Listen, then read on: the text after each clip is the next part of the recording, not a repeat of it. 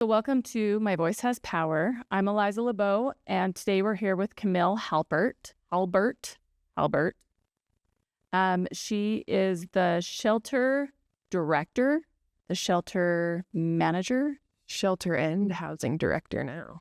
Nice. Shelter and housing director for our Friends Against Family Violence in Vernal. Are you also the housing director in Roosevelt? I believe so. Okay. It's kind of a new thing. Okay. So, yeah, we do rapid rehousing in both counties, so I would assume so. Okay. So let's start, let's just start at the beginning. Okay. So what brought you to Friends Against Family Violence? Oh, Like the very beginning. By the beginning, I meant the very beginning. So I had family that lived in Vernal. Okay. And I had my cousin reach out and say, hey, we have this position. Do you want to move to Vernal? And I said, nope, sure don't. At that time, I was working at DCFS, and one of my coworkers actually got killed by DV homicide. So when my cousin called again a couple months later, I was like, had a whole new drive. Like, okay, let's test it out. Let's try it out. So I came out, I met with the board, I saw the shelter, and it didn't feel wrong. So to me, that was a sign that it was right, you know? Okay. Um, Hang on. I'm going to scoot your mic just a little closer to you. I keep losing you for a second. yeah, I don't know what's happening, but Okay. So I went home that day and did a lot of soul searching. I'd lived in Utah County my whole entire life and went in the next day and put in my 2 weeks notice at DCFS and moved out here the end of July 2019. Okay. So can you tell me a little bit more about your friend that passed away from domestic violence? Yeah, that's when I realized how prevalent domestic violence was, and it affects anyone and everyone. Like if my good friend that is a caseworker for the state can be affected by this, like it's a huge problem in our state. Interesting. So I'm assuming was a she. Yeah, it was a she. She was also involved in this line of work. She was a social worker. She was. She had been doing social work for years. I had no idea, you know? I had no idea that anything was happening until I literally heard it on the news that she had passed. So Crazy. it was wild. And it's always shocking / not shocking, but that like we go to those trainings, we know all the signs, we learn all the things that are going to happen or no, you know what I mean? Absolutely. Like we're the experts Right. in the field. Right. And lots of times, I mean, not lots of times, but some of the times we're the ones that are experiencing it at home. I know that for me, that was my case is I was in the field of social work. I was working in positions of knowing the things and was still experiencing it at home as well. Absolutely. Nobody's exempt. Crazy. Okay. So 2019, you go home, you come out to Vernal, you hear about the position, you interview. It doesn't feel wrong. Yes. I know that sounds crazy, but No. nothing was tying me to Utah County at that time. I was in kind of a transitional period of life. So, And that doesn't sound crazy to me at all because I very much feel like there is this knowing in all of us. And sometimes the knowing is just, this feels fine. So that's a yes. yep. As That's how opposed it's to like this feels gross. Yeah. When it feels gross, I know it's time to go. Yeah. If it's comfortable, I don't know. That's just how I've always lived my life. Right. Okay. So 2019, you moved to Vernal, right? I did. Okay. And then what was the program like then when you first moved here? Oh, And what was your job title then too? so I came in as the shelter director. Never run a shelter in my life, but I had done different things for DCFS that would help me do that role. When I came, it was me, a grant manager, and the shelter staff.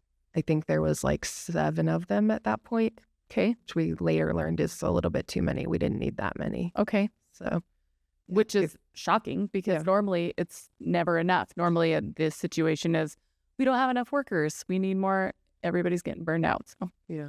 Okay, so 7 employees and the grant manager and you.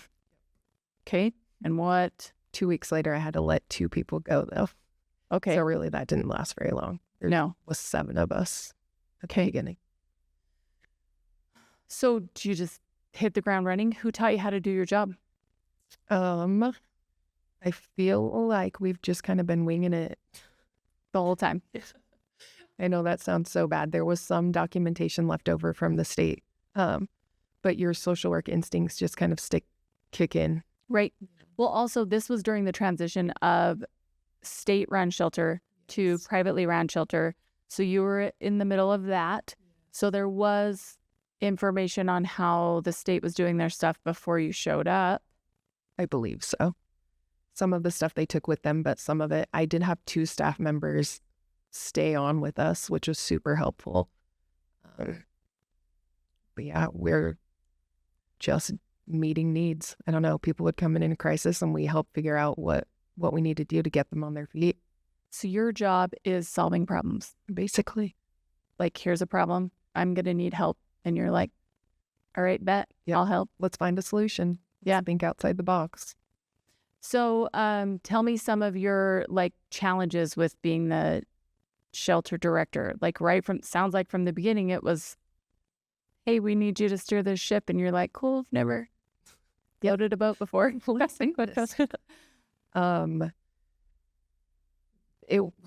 There was a lot of different things, but it was weird for me at first for a while having a board. I'd never experienced having a board before. Okay.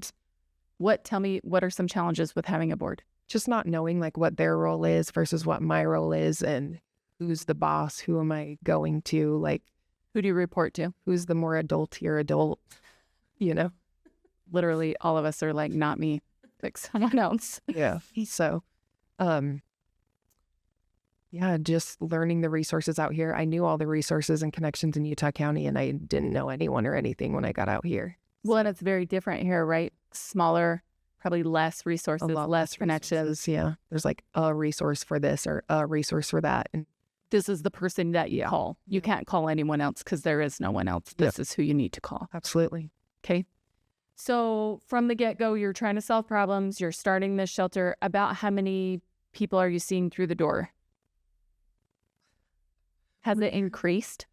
It comes in waves. It still comes in ebbs and flows. When I got there, the shelter was almost full, I believe.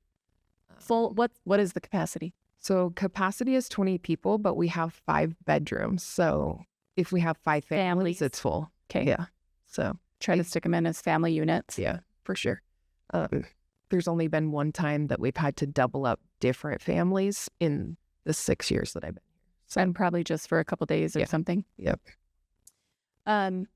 What I do have a question. I had a little chat with Chat about domestic violence and sexual assault. Do you feel like it increases over the holidays? Do you feel absolutely, no questions. Tell me why. The stress of the holidays, kids being off work, adults being off work, kids being at home, spending more time together. Every year, I was just talking to the staff about that. All right, guys, let's go. This year it started a week early. It usually starts the week of Thanksgiving, but the week before we had an uptick in crisis calls, in people coming to shelter, and people try to hold it together for the holidays, but that's ultimately the highest stress and things just crash. I totally get it. I literally hate the holidays. Yeah. Maybe I shouldn't say that publicly, but I do. It's a lot. So stressful. And so I understand why there is an uptick in basically uncontrolled anger, right? Yeah. And so every year right now you see an uptick in services. And then when do you think that starts going back downhill? After New Year's? Yeah, probably about tax time. Tax time, it slows down. Because people are getting money back. Right. It takes some of the stress off of their other things in life. So interesting. There's definitely. What's another thing that you correlate higher numbers at the shelter? The end of school and the beginning of school Okay. and holidays are the three that definitely stand out You pay attention to those? for sure. I know as a school counselor, we always paid attention to full moons, Oh. which some people thought not a real thing, but We joke about it a lot, but it's a real thing. I don't know. Those three are the three that stick out the most. I don't know. End of school, beginning of school, and holidays. Okay. Have you had any big experiences at the shelter that have really impacted you? I had a girl come into shelter about a year ago. She was pregnant. She had another kid with her. She was in active addiction. We were able to get her rehoused. So with our rapid rehousing program, we got her into her own place, got her some supplies, and then I recently ran into her again in the community. And she came up and gave me a big hug and was like, because of you, I'm still here. Like, because of you and your staff, I'm still alive. Like, if I hadn't come to shelter and you guys just showed me unconditional love, I don't think I would be here today. And then we cried together. Oh, I love that. Yeah. So that is a huge success story because you made the difference, like even, well, sounds like for her and her two kids, Yeah. you made a big difference and made it so that she's still alive, that she still exists. She's doing great. That's so good.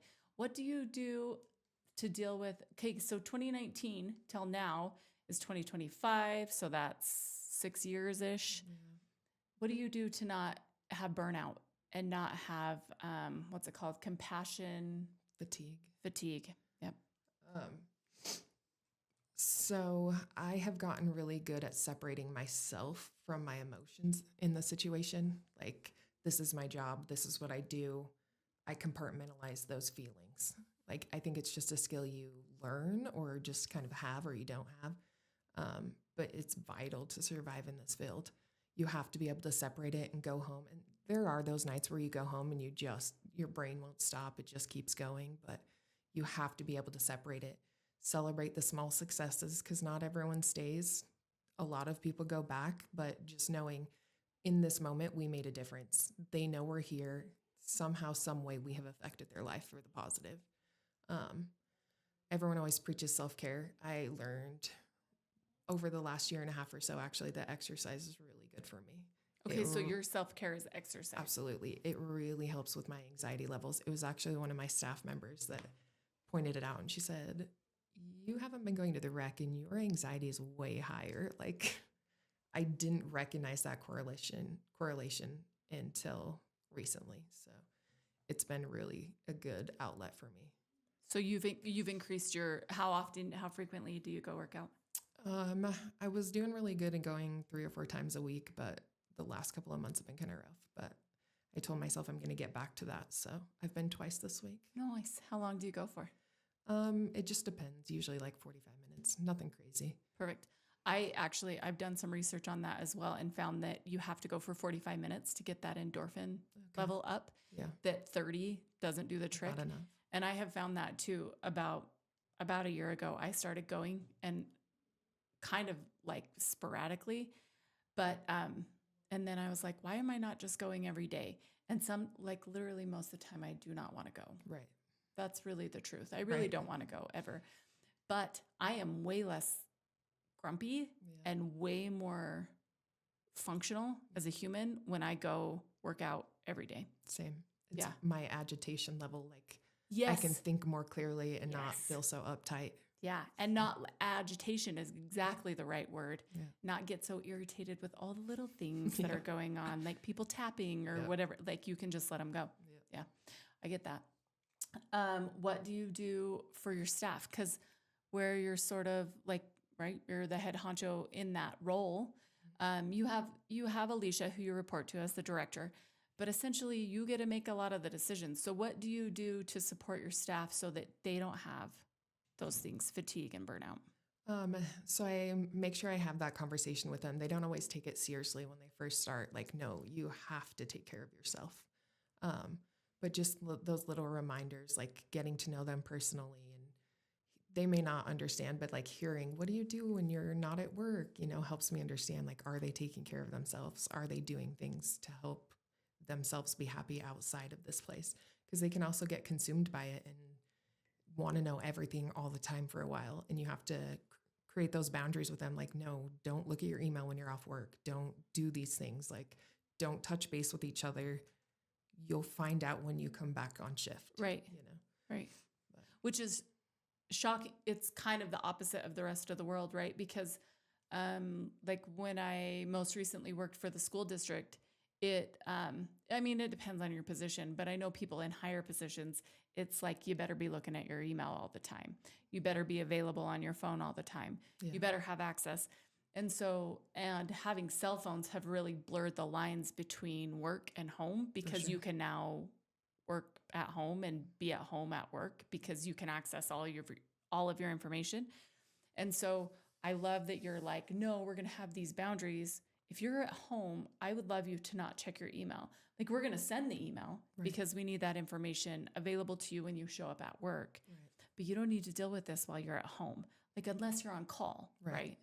Well, and my shelter staff sometimes come work 40 hours straight, and then they're off for 10 days. So, like, you need to use that 10 days to recharge your brain, your body, you know? Well, and checking in on your own life and on your own humans that you love, and rest assured that we got these guys. Yep. We got these guys covered. So you go take care of you and your people. Well, I like that. And then you said too, that the girl that you saw, like, if that was from the shelter, one of your clients, that she came in and she felt that love, that unconditional love. Do you feel like that's something that's important to do with your staff as well? Oh, absolutely.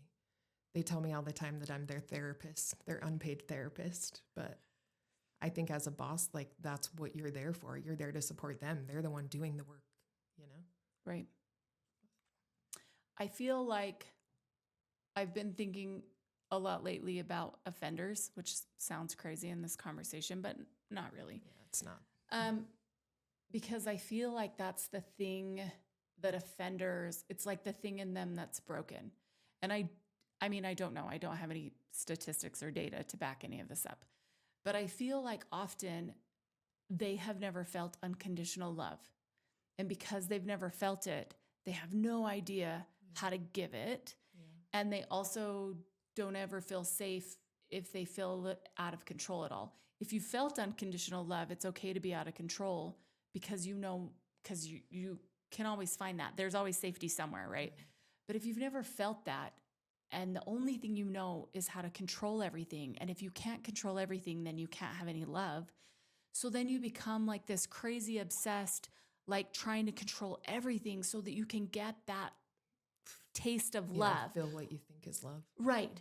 And what you're really searching for is this emotional stability. Yeah, honestly. but it's this love that doesn't come with any precursors. You don't have to be any certain person to get it. Yeah. I think that not feeling unconditional love, and then never having a good example of how to feel your emotions, and only ever learning that the only way you can ever deal with any negative emotion is through anger. Yeah. So never learning, hey, this is sadness. This is what it feels like and looks like. And it's okay to be sad. Like, let's sit in it. Sure.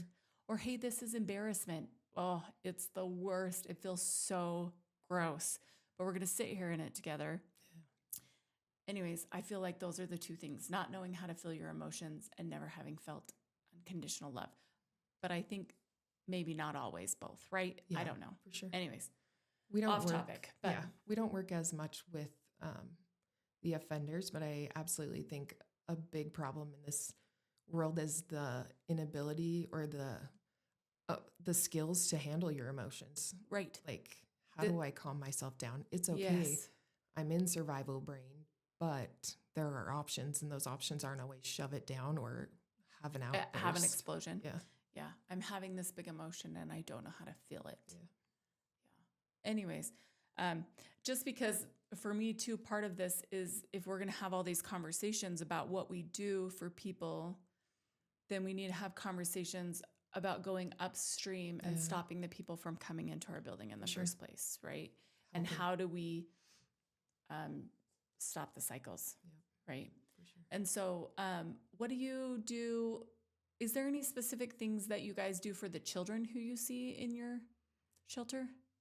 Yeah. So when there's a place called Hearts Knit Together out Okay. in Utah County, and they actually create welcome kits, is what we call them.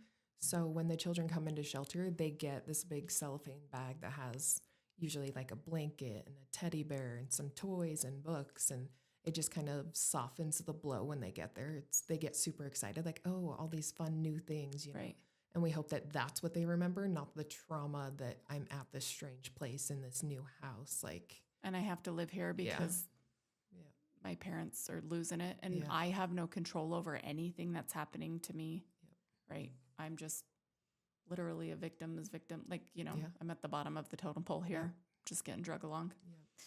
yeah, 'Cause I think too, with breaking the cycle, they're the ones, right? They're For the sure. next ones. For And we really hope that in however many years, they aren't walking through our doors as adults, or they aren't sending their loved ones aren't being Yeah. sent there because of them. That there's something there that we're like disrupting that cycle.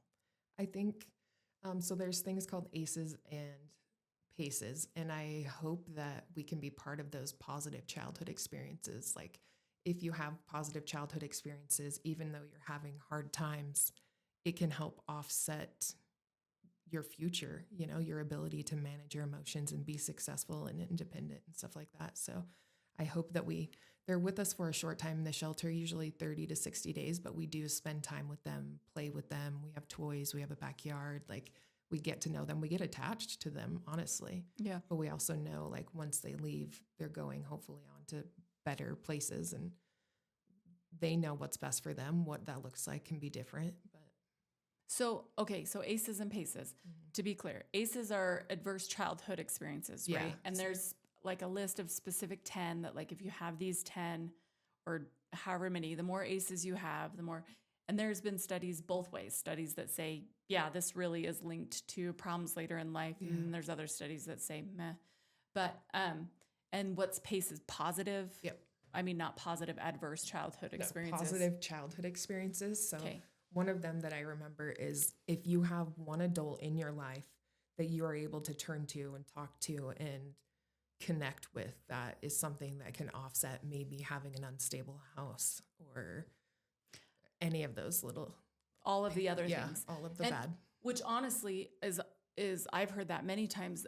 You know, connection is the best prevention.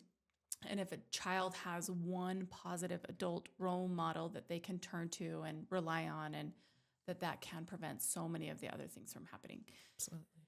And from personal experience, I know my own children would qualify as having many ACEs, but they're also highly resilient. And so, and maybe it's because of the PACEs, maybe because of their positive experiences, or just even getting to talk them all out, Yeah. right? Just getting to dive deep into all of them to hopefully not repeat the cycles in their lives too. So, okay, well, what else?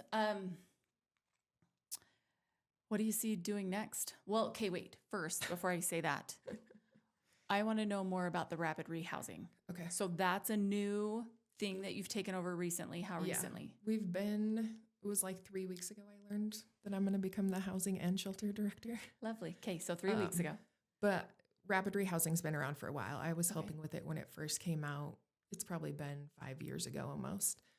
So it's funding to help people get into housing.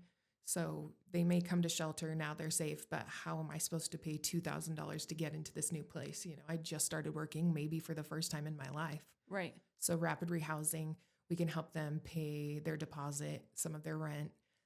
Sometimes we can help for up to 6 months if they need it in like a step down process. So Okay. I always tell the clients, I'm here to hold your hand through it all. Like, Right. let's figure this out together. So the rapid rehousing has been a game changer because you don't have to come to shelter to qualify. So maybe I'm unsafe or I'm safe enough to stay where I'm at, but I know that I need to get out of this relationship. So they can work with some of our outside advocates and find housing and be able to get out without having to come through shelter, because it is traumatizing for people to have to come relocate to shelter. Right. So you're saying if I feel safe to whatever degree, I Yeah. feel safe enough, I can call and get help because I know I want to leave, but and there can be all sorts of reasons that I Right. don't want to come to shelter, For sure. but I do want to leave. So I want help leaving. Will you please help me leave? Yep. But I don't want to come to shelter. Right. So that's an option too. Absolutely. Okay. And I mean, it seems like a natural step from shelter to rapid rehousing. And then we have transitional housing. Yes. What do you have to do with that? Anything? I am also going to run the transitional housing. Okay. Yay. So tell me about that. So we have 3 apartments that are connected to our Vernal Advocacy Center. They are not open yet. We're still in the process of creating all the documentation and paperwork and stuff. But we will be able to serve clients in there that have higher needs, higher barriers for up to 2 years. They don't have to stay for 2 years, but they can, if they need to, stay for 2 years so we can help them transition a little bit longer. Would it be the same process as the others, just where rapid rehousing is only for 6 months? Transitional housing is one, Friends Against Family Violence owned, and Yes. 2 is available for longer. Yes. Is that the main difference? Yeah, it's the people with the higher barriers that maybe they've been isolated and they don't work and they just need that extra handhold. They don't have the independence or the insecurity of independence. They'll do case management. They'll be right there on site if they needed somebody. They could come over. So yeah, it's similar. Just needs a little more help. yeah, And little maybe more support. even do you help with people who like maybe don't even have their GED Oh, absolutely. or don't have any training? So how do I go get a job? Like if Yeah. I haven't ever graduated from high school and then you're telling me I need to support my family now by myself, Yep. you will help with that? We Or like absolutely- help? We walk never through do the anything steps. for the clients. We connect them to the resources in the community to do those things, and then we can support. So maybe we connect them to Voc Rehab. We can connect them to AVEC and just help hold their hand through that process because we don't want anyone to feel like we're forcing them to do things. So it's all client-led. Okay. But And for listeners, Voc Rehab is they can qualify for help paying for schooling or training, right? job training. And that's available both in Vernal and Roosevelt Yeah. and Duchesne. as I know. I'm Voc Rehab's available everywhere. You might have to Yeah. go to one of those places to have a meeting, Yeah. but then wherever you can get into training. And then AVEC is the alternative high school in Vernal that Yes. provides GED services for adults. Yes. What is in Roosevelt? Do you know? You don't know for sure? No. Haven't sorry. had to connect anybody to No. it yet.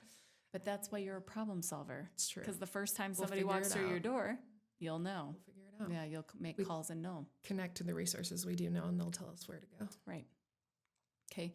So then back to my last question, where are you headed next? It seems like you're just taking on more and more responsibilities. I do not know. There's a shelter in Vernal. Yes. Is there one in Duchesne? No. We only have one shelter. One shelter. Is that somewhere where we're headed in the future? Not that I'm aware of. I know we have a lot of other goals before that, maybe. Okay. We want to get like support group going again and a children's program. I don't think it's something that it's not off the table by any Right. means, but Do you have clients come from as far away as Duchesne to come stay in the shelter? absolutely. We actually track which ones come from Duchesne for some of our grant reporting. Okay. Do you guys, if I need your help and I live in Duchesne, can I call and will you come get me? We have advocates that work out of Duchesne County, so we would reach out to one of them and have them transport. Okay. So I could get a ride Yeah, too, for is sure. what I'm saying. For sure. 'Cause it's not, I don't know. Well, Is no- there Uber here? I don't know. We do have buses, so if it's during the day, we might refer you to a bus if you can. Right. It just kind of depends. Everything's so individualized. We will do the problem solving with you on the phone. Like maybe you want to come to shelter, but you have an animal. Right. We can't take animals in shelter, but we can connect you to the animal shelter who will house your animals for free for the time that you're in shelter. Oh, So, okay. Okay. So really it's all individualized. It's whatever you need, Yep. whatever your problems are. We're going to talk through your problems Yep. with you and then we're going to help you solve them. Yep. what if I call and tell you all my problems and we talk through them all, and then at the end of it, I decide I don't want any help at all? Happens all the time. It absolutely. We have a 24-hour crisis line. There's always someone there to talk through it. You don't have to come to shelter to call the crisis line.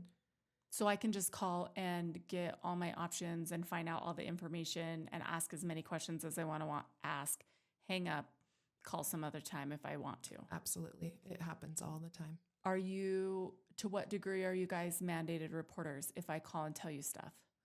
We are mandated reporters when it comes to child abuse or elderly or vulnerable abuse, vulnerable adult abuse. So like adults with disabilities. Yeah. Okay. So if I call and tell you that my children are in danger, you're a mandated reporter.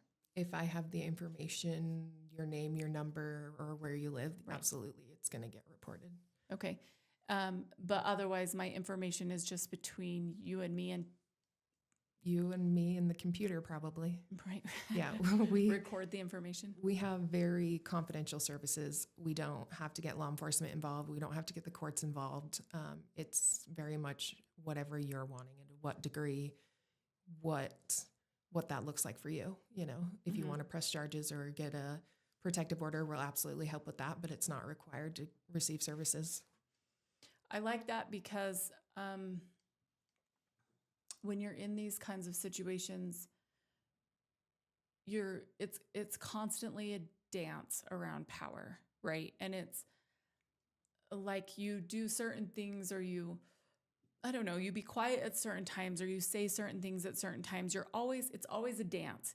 It's always a dance of who has the power and how are they going to use it and how is it going to hurt me or is it going to hurt my kids? And what can I do to avoid that? And so I could see how part of it would feel like if I come in a shelter, I would not want to be or to any way feel like I'm being manipulated. Right. Because in my life, I'm being manipulated all the time. Right. So how do you make them feel like when they show up, how do you give them some of that power back or some of that control back over their own lives? Because when everything is a manipulation and when everything that comes has to be filtered, is this the truth? Is this not the truth? And now I don't even know if my own thoughts are truth or Right. lies because I've been taught not to trust them. Right. So how do you give some of that back to them while they're in shelter? So when they get there, the first thing we do is like just give them a tour. These are all the staff. We have their faces on the wall, make them feel comfortable, show them the kitchen. Hey, are you hungry? Do you want anything to eat? Like, this is your room. This is your space. Like, nobody comes into this space. And just letting them know, like, we're here to empower you. You know your story better than anybody else. We're here to listen. We're here to support and keep people safe. But you tell us what's next for you, you know? Yeah. I have found too, sometimes you feel like, well, lots of times you feel like you're going crazy, right? And then you feel like you're trying to prove all the time to everybody that you're not crazy, that you're not making this stuff up, or that even though when I tell you the story, it kind of doesn't sound like that bad, but it really was that bad. Yeah. And I need you to understand that it was that bad. But it's like when somebody tells you did something and you're trying to prove you didn't do it, it's really hard to prove the non-existence of something. Do you know what I mean? So it's like, it's crazy making, and it makes me feel crazy to try to make you believe me. Yeah. Right. And so what do you do there? Do you see that a lot? I think that's when the unconditional love comes in. A lot of our training when we hire people on is teaching them the difference between empathy and sympathy.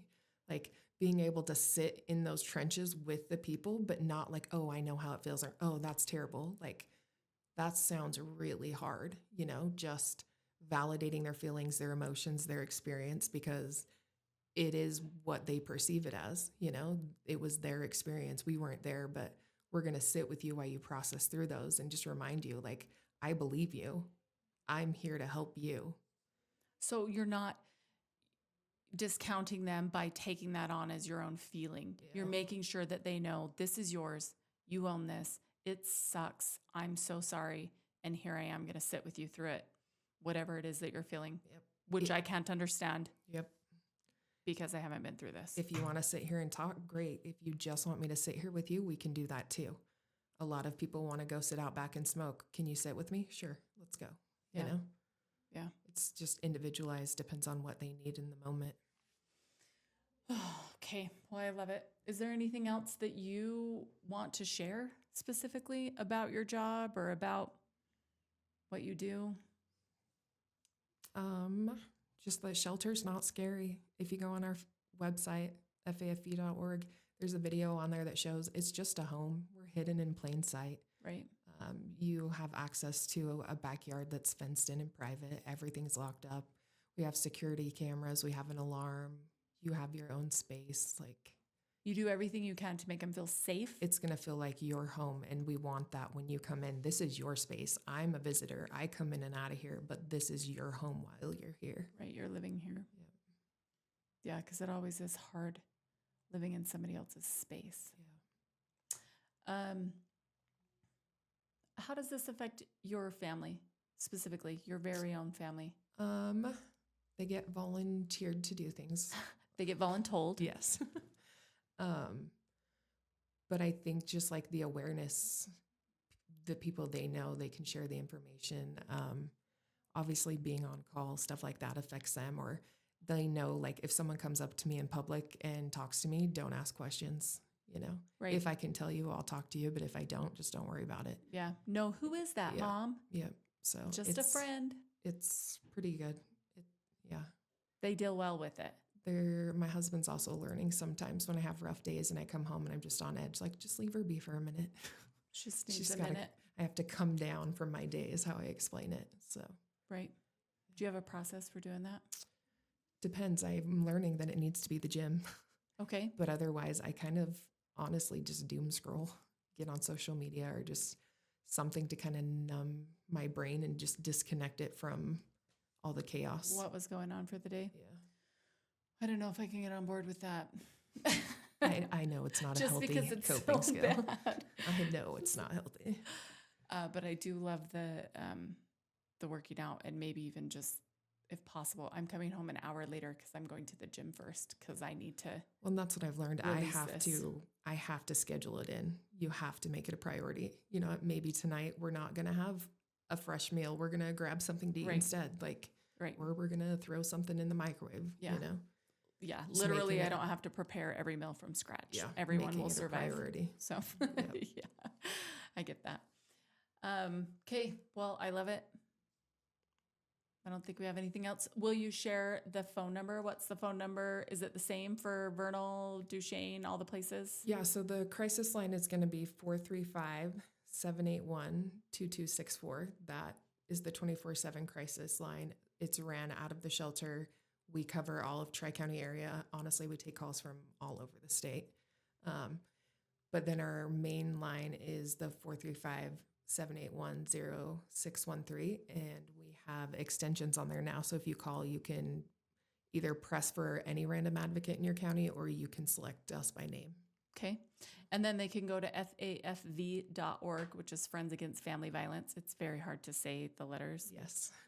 .org, and look at the information there. Yep. And then we now have a new My Voice at FAFV.org email, so they can email questions or comments or concerns that they have about the podcast, or Right. asking questions, or if they want to talk to somebody. We also have a Facebook page. We sometimes get messages on Facebook as well. Is that that's Friends Against Family Violence, right? Yep. And I believe there is also an Instagram. Yes. I don't know who all has access to the behind the scenes for that, but Okay. there's a few of us that do on Facebook. Okay. And then soon this will be on YouTube. And then when we figure out how, it will be in all the other places where you can get streaming services. Okay. Well, thank you for talking to me. We talked for 40 minutes. So well done. Thank you. Nailed it.